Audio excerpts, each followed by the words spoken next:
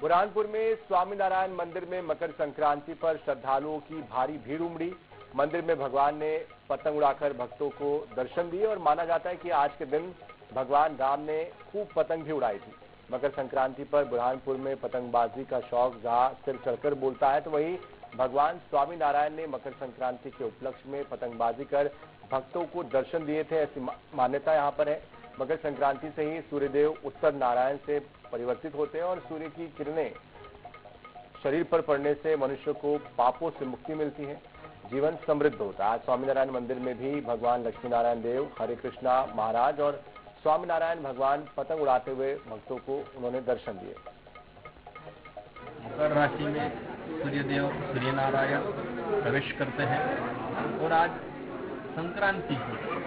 ऐसे कहा जाता है कि इस दिन सूर्य जी का जो प्रकाश होता है वो प्रकाश अद्भुत होता है। वो अगर आंखों में पड़े या शरीर पर गिरे तो उससे हमारी दिव्यता बढ़ती है, आंखों की रोशनी बढ़ती है। हेतु से राम भगवान स्वयं मकर संक्रांति के दिन पतंग उड़ाते थे और वो परंपरा आज तक चली आ रही है। राम मंदिर की